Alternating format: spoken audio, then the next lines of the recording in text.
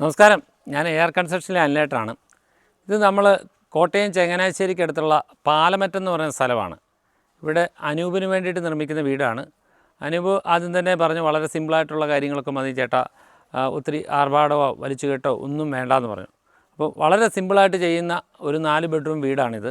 ഏകദേശം 2000 സ്ക്വയർ ഫീറ്റുള്ള അടുത്തുണ്ട്.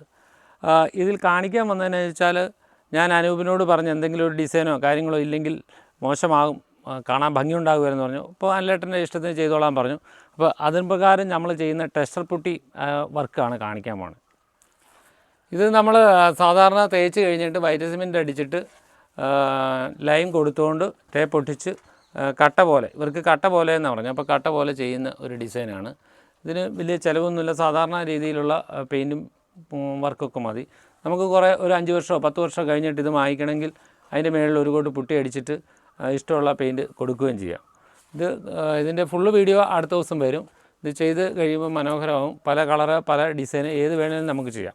ഈ കട്ടയെന്നുള്ള മാറ്റി ഏത് ടൈപ്പ് വേണമെങ്കിലും നമുക്ക് ടേപ്പ് ഒട്ടിക്കുന്ന പോലെ തന്നെ നമുക്ക് ചെയ്തെടുക്കാൻ പറ്റും. പണിക്കാരൊക്കെ പ്രത്യേകിച്ച് സർവീസ് ചാർജോ മറ്റു കാര്യമൊന്നുമില്ല, നമ്മളതിൻ്റെ ലേബർ കോസ്റ്റ് മാത്രമേ എടുക്കുകയുള്ളൂ. വളരെ ഭംഗിയായിരിക്കും കാണാൻ. സാധാരണ എല്ലാവരും 75-80 രൂപ മുടക്കി കടകളിൽ നിന്ന് ഓരോ ഗ്ലാഡിങ് ടൈൽ വാങ്ങിച്ചാണ് ഓരോ ഡിസൈൻ ചെയ്യുന്നത്. അപ്പോൾ അതിലൊരു കുഴപ്പമെന്നു വെച്ചാൽ എത്ര വർഷം കഴിഞ്ഞാലും ആ ഗ്ലാഡിങ്ങിൻ്റെ ആ ടൈല് കാണുമ്പോൾ നമുക്കറിയാം ഇത് ഇത്ര വർഷം പഴകിയ വീടാണ്, അല്ലെ ഇന്നതാണ്. അപ്പോൾ ഇങ്ങനത്തെ രീതിയിലുള്ള ഡിസൈനുകൾ കൊടുക്കുമ്പോൾ ഉള്ള ഗുണം എന്ന് വെച്ചാൽ എപ്പോൾ വേണമെങ്കിലും നമുക്ക് ആ മോഡൽ മാറ്റാം.